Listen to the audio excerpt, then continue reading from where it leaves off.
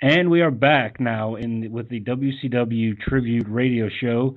We are joined by the former internet host for WCW's pay-per-view broadcasts, and also did the blast backstage for DirecTV, also known as the Deli Boy. We are joined by Chad Damiani. Chad, how are you doing today? Great, thanks for having me, guys. Oh, no problem. Thank you for coming on. You know, we're doing this show where we're really talking about a lot of the good things that came out of WCW here on the anniversary of its unfortunate demise. So we got some good questions, so if you don't mind, we're going to go and get started. Absolutely. Looking forward to it. Now, this is JT, of course. I just have a few questions for you. And my first question is, how did you first initially get involved with WCW? Well, I worked for Turner Broadcasting Network well before, this is before sort of WCW had really brought out the NWO, et cetera, and I just made some friends down there while I was working for a completely different project. And I actually started by just working for the website, writing reviews of Monday Nitros. Just I'd have to watch them and write the reviews, and they paid me for those. And then my big break, was when they started the NWO, they had something called the NWO Hotline. I don't know if you guys remember that. Mm-hmm. Yeah. $1.99 a minute, you call in. Well, there were legal problems because Kevin Nash, Scott Hall, and Hogan specifically would never update their messages. So if people called in 2 days in a row paying $2 a minute, they would get the same message. So I got this kind of crazy job where I would have to check the hotline at 12:01 a.m. And if those guys hadn't re-recorded a message, then I would have to record a message just so there was something different there. And that's where the whole Deli Boy thing started, because I didn't know what to talk about because, you know, I didn't have any inside information. I didn't realize you could just make it all up at that point. So I just used to do funny sort of, or, you know, I thought they were funny, these sort of interviews as the Deli Boy, and I'd interview my actor friends in New York, and we just do these 10-minute, like, sort of spoofs on wrestling, and they paid me for it, and that's kind of how it all started. Now, what are some of your fondest memories of your time in WCW? It was you know, as much, and I'm really glad you guys are focusing on the positive, as much as it reached a peak of frustration sort of before we got sold, there were some magical times. I think, you know, I was in Chattanooga when the Giant turned to the New World Order. That's to this day, and I've worked a lot of live events, that was one of the greatest crowd responses I'd ever seen. I had the opportunity to commentate with Ted DiBiase, Kurt Hennig. I was the last person, I think, in a wrestling capacity to work with Rick Rude before his untimely passing. So I got to meet a lot of my heroes, people I really admired as a kid, and work with them. I wouldn't say on a peer level, but sort of learn from them, and just, it's like a kid's dream come true, you know, and for me that was the most exciting part. Mm-hmm. Now, you know, every company obviously has, you know, its politics and, you know, some stuff that's going on backstage that the people that work for the company don't like. What was one thing that you saw that if you had the power to, you would have changed in the company? First and foremost, I would have, you know, honest to God, I feel like the biggest change that needed to happen was Turner needed to care about what we were doing. We were such the redheaded stepchild of the company that basically, even though they were throwing money our way and we were making them a lot of money, they didn't pay attention at all to any of the business decisions we were making. They didn't pay attention to the musical chairs of people running the company, doing creative for the company. In fact, I think if you would have spoken to the top executives, I forget, Dr. Schiller, I think, was running TNT Sports at the time. I don't think he even understood how a wrestling show happened. I don't even think he understood what things had to go on and how things were scripted or not scripted to even make a production a reality. And we were doing shows every Monday, and then eventually, you know, with Thunder, we were doing these live shows every week, and they had no clue. So it was very easy for people to take the reins of control, spend out of control. There was no culpability. And I don't actually blame really a lot of the guys who kind of contributed perhaps to overspending and sinking the company, because that was the culture. We were completely isolated from that corporate model and left to our own devices. And it was bound to happen. And when you got there, first you were excited about how money was spent and how, things changed like a soap opera in terms of who was running things on a weekly basis. But then as you kind of got to see that, you just realized it had to end, and it was going to end badly. Mm-hmm. Now, can you share a funny locker room story or road story that you have from your time there? Oh, I can tell you my favorite. It's so silly, but I'd mentioned I'd gotten to commentate with Rick Rude. Rick Rude was friendly with Eric Bischoff because they all came from that sort of AWA, Minnesota, Minneapolis kind of area, and they wanted to groom him to be a color commentator. I mean, the guy had so much talent and just got such a natural reaction from fans. So I found out that he was going to be my color commentator for WCW's Backstage Blast, was this thing we did on DirecTV, where we would sort of commentate during the commercial breaks. So, I mean, I was a huge Rick Rude fan, so already I was trying not to be a mark and just be professional. And also it was kind of exciting because my job was to help him cultivate his, like I was there to help him as opposed to what you would imagine was me learning from him and everything that he knew, because commentating was what I did. And the first show that he commentated at was at the Minneapolis Metrodome. And they built this 3-story riser with no safety bars around it. They put a desk on it, and they put us up there with these huge lights. And you have to understand that in Minneapolis, Rick Rude was a big star everywhere, but there he's a massive star. So right from the beginning of our broadcast, a lot of people were yelling to him, shouting out. He was garnering a lot of attention. He didn't like color commentating very much. You could tell. He was a guy who wanted to be in the ring and wanted to be the center of attention. And in the middle of the broadcast, we were talking about something else, and he just, all of a sudden, he goes, "Hey, I bet I can get this crowd," this is on the air, he says this, "I bet I can get this crowd chanting my name in under 5 minutes. I won't even have to leave my chair." I was like, okay, where are you going to go with something like this? The show is going on, but obviously, he's the star, so I was like, how are you going to do that? And he points to this woman, just like she's a speck. She's way in the nosebleeds. And he goes, "I'm going to do it by staring at her." So he just starts staring at this girl. And it takes about 30 seconds for her boyfriend to notice. And the boyfriend stands up, and I could barely hear him. He's like, "What are you doing? What are you doing?" This and that. And all the people in his section start to notice. And they're like, they're getting really riled up. And he's not moving. That's what I have to sell. He's just leering like he used to back in the day. Well, that little section of the Metrodome, which was sold out that night, just starts going, "Rick Rude sucks. Rick Rude sucks." And then, it starts to spread a little bit and a little bit more. And now it's, I would say, like a tenth of the arena is saying it. This whole time there's this and I'm no offense to these guys, but there was this terrible match going on between Van Hammer and somebody else, I think Ron Reese. No one's paying attention. So right when the chant is about to die down, all he does is he just takes his headset off. That's all he does. And I don't know why that riled the crowd, but just from doing that, half the entire arena starts going, "Rick Rude." Now it's deafening. This "Rick Rude sucks, Rick Rude sucks." So, as a fan, and as a commentator, you're always behind the scenes. It was like, oh my God, this is so cool to kind of be at the center of this. So I did my commentator duties, and I stand up, and I walk to the edge of the riser, and I do the shushing motion, begging the crowd to quiet down, which, of course, any wrestling fan knows is only going to make things worse. So now the entire arena is chanting "Rick Rude sucks," and all this attention's on us. And I'm like, this is, for a minute it was really cool.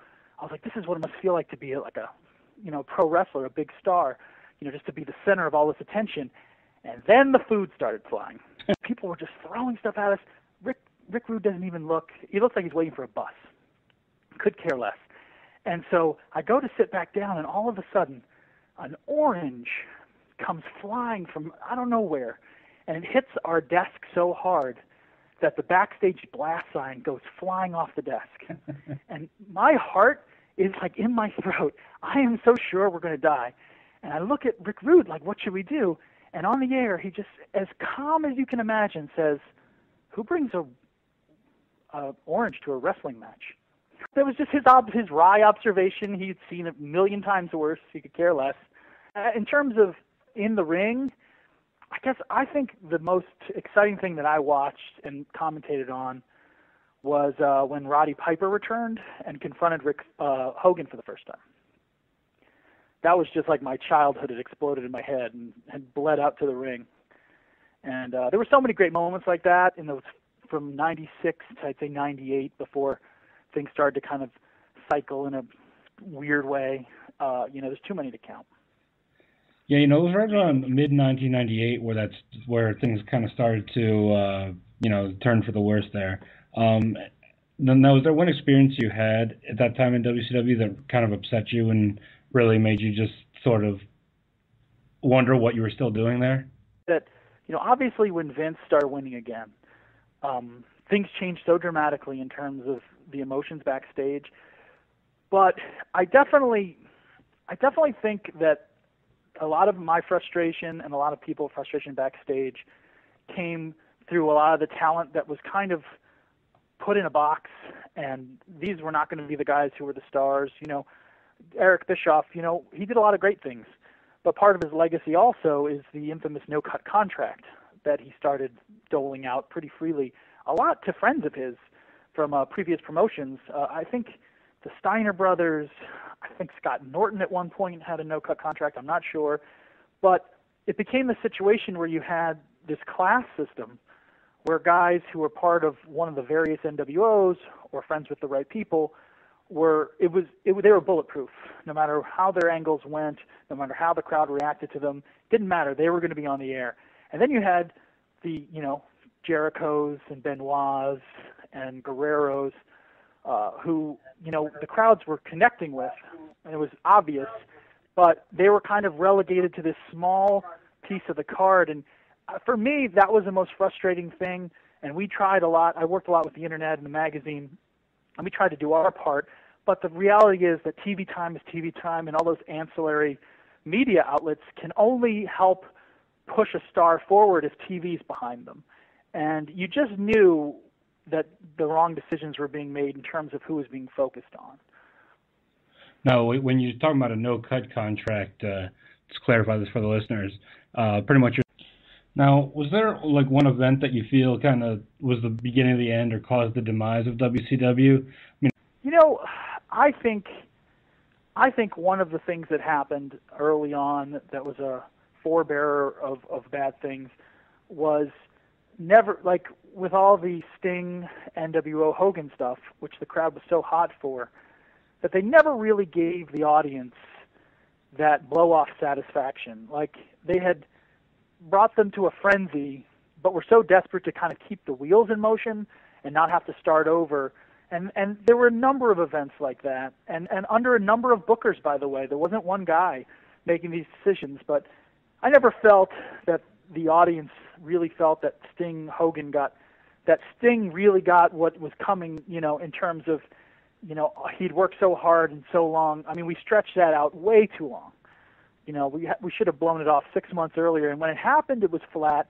And then you have incidents, I think, like Kevin Nash just laying down the infamous finger pin, and all these things to sort of protect guys and their records and their reputations that left the fans feeling unsatisfied.